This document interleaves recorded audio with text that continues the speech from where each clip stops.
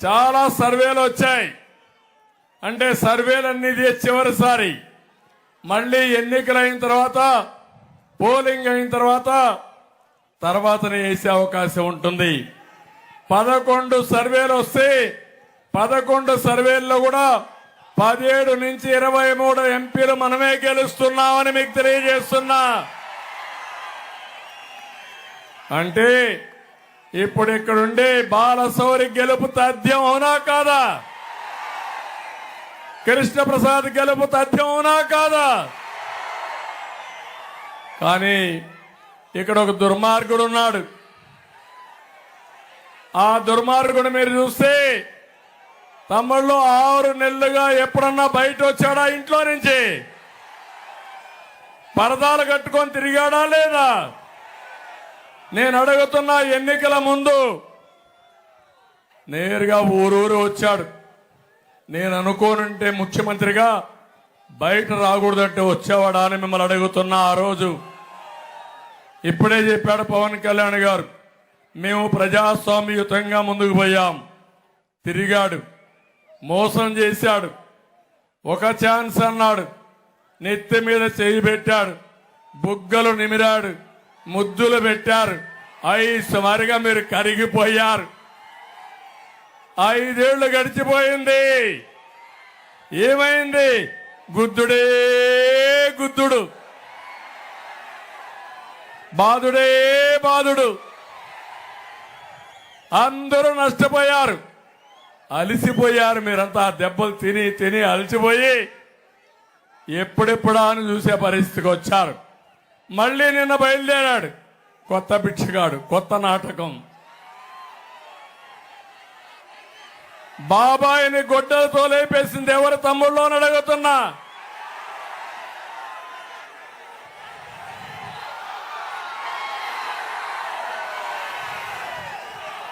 Drama ఆడాడా లేదా? ఆ నేరం మా మీద పెట్టాడా లేదా? కోడికత్తి డ్రామా ఆడాడా లేదా?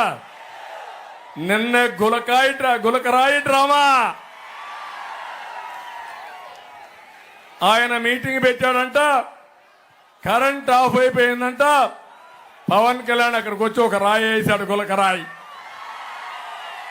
లేకపోతే చంద్రబాబు నాయుడు ఒక కుట్ర చేశాడు, హత్యా ప్రయత్నం. అర్థం చేసుకున్నారా తమ్ముళ్ళు? వాళ్ళు అంటున్నారు, నీ మీద మాకు కోపం కూడా ఉంది, మాకు క్వార్టర్ బాటిల్ ఇస్తాన్నావు, బిర్యానీ పెడతాన్నావు, 500 రూపాయలు డబ్బులు ఇస్తాన్నావు, డబ్బులు ఎగ్గొట్టావు కాబట్టి నాకు ఆ సమయంలో కోపం వచ్చేసానని గులకరాయి వేశానని అతనే చెప్పే పరిస్థితికి వచ్చాడు. ఓకే, నువ్వంటే మహానాయకుడు. పవన్ కళ్యాణ్ గారు ఒక మాట అన్నారు, ఏదైతే ఒక అబ్బాయి, గౌడ అబ్బాయి, ఎక్కడైతే రేపల్లెలో చెల్లెల శీలాన్ని కాపాడాలని అమర్నాథ్ గౌడ్ అనే వ్యక్తి గట్టిగా ఇంట్లోకి చెప్పి అక్కను కాపాడుకోవడానికి ప్రయత్నం చేస్తే నడి రోడ్డు మీద ఇష్టానుసారంగా పెట్రోల్ వేసి తగలబెట్టారు. ఆ రోజు గుర్తుకు రాలేదా జగన్మోహన్ రెడ్డి? సైకో వైఎస్ఆర్ కాంగ్రెస్ నాయకులు అడుగుతున్నా. ఆ మాట అడిగాడు పవన్ కళ్యాణ్ గారు. ఇప్పుడు అంటున్నాడు ఆయన, నా మీద దాడి చేసినప్పుడు, పవన్ కళ్యాణ్ గారి పైన దాడి చేసినప్పుడు ఎప్పుడూ ఖండించలా. నేను ఖండించా, ప్రధానమంత్రి ఖండించారు, అందరూ ఖండించాం. కానీ ఇక్కడ ఒక విషయం మీరు గుర్తుపెట్టుకోవాలి, మేము ఏం మాట్లాడకపోయినా అర్ధ గంటలో మా మీద నెపం వేయడానికి మళ్ళీ డ్రామాలు రాయడు, డ్రామాతో మేము ముందుకు వస్తున్నాడు. అందుకే చెప్తున్నా, నీ మాట ఎవ్వరూ నమ్మరు, అది ఒక డ్రామా. నా మీద రాయి వేపిస్తావు, పవన్ కళ్యాణ్ పైన రాయిలు వేయించారు, మా మీద వేసిన రాళ్లు దొరికాయి. ఈ డ్రామా రాయుడి మీద వేసిన రాయి దొరికింది ఆ తమ్ముళ్ళు ఇంతవరకు? ఆ గులకరాయి కనపడిందా మీకు? ఏంటి రహస్యం? అది జగన్మోహన్ రెడ్డి ఆడే నాటకాలు. మాకు నాటకాలొద్దు, మేము అడిగిన దానికి సమాధానం చెప్పమని డిమాండ్ చేస్తున్నా.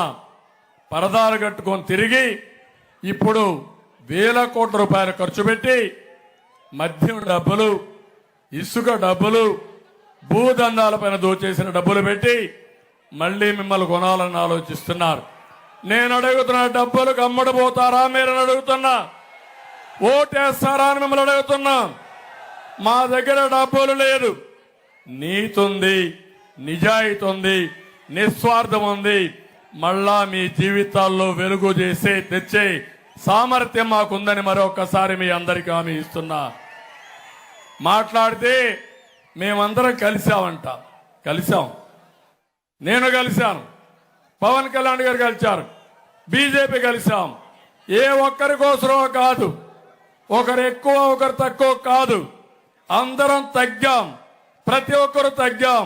దేనికోసం తగ్గామంటే ప్రజల గెలుపు కోసం తగ్గామని మరొకసారి మీ అందరికీ తెలియజేస్తున్నా. అడ్జస్ట్ చేసుకున్నాం. పవన్ కళ్యాణ్ గారు పోటీ పోయినసారి చాలా సీట్లు మొత్తం రాష్ట్రం అంతా పోటీ చేశాడు. 14 ఏళ్ళు మేము కూడా అధికారంలో ఉన్నాం. 42 సంవత్సరాల రాజకీయ పార్టీ, జాతీయ స్థాయిలో బీజేపీ ఉంది. అందరం కలిసి ఉండే 175 సీట్లని 25 పార్లమెంట్ సీట్లు అడ్జస్ట్ చేసుకున్నాం. దేనికోసం చేసుకున్నామంటే మావి 3 జెండాలు గాని ఒకే అజెండా.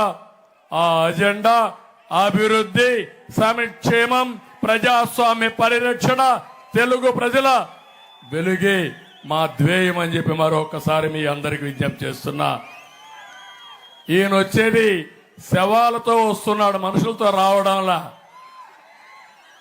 మీరు ఒకసారి గుర్తించుకోండి. 2014 తండ్రి లేని బిడ్డ మా నాన్న చంపేశారని వచ్చాడు. 2019 తండ్రి చనిపోయాడు, బాబాయిని కూడా చంపేశారని ఆయనే చంపేసి వచ్చాడు. ఇప్పుడు మళ్ళీ ఎవరైతే పింఛన్దారులు ఉన్నారో ఆ శవాలు తీసుకురావాలనుకుని వచ్చాడు. నీ సానుభూతి కోసం వస్తున్నావు, అవన్నీ జరగవని మరొకసారి తెలియజేస్తున్నా. ఇతను చూస్తే అందరూ భయపడి పారిపోతున్నారు. ఈరోజు మీరు ఈ విషయం గుర్తుపెట్టుకోవాలి. ఒకరిద్దరు కాదు, చాలా మంది ఎమ్మెల్యేలు 20-30 మంది ఎమ్మెల్యేలు ఆ పార్టీ వదిలిపెట్టిపోయే పరిస్థితికి వచ్చారు. ఇంకో పక్క మీరు చూస్తే ఎంపీలు ఆ పార్టీ వదిలిపెట్టిపోయే పరిస్థితి వచ్చారు. ఎమ్మెల్సీలు పదవున్నా రాజీనామాలు చేసే పరిస్థితికి వచ్చారు. పక్కనే గుంటూరులో జిల్లా ప్రజా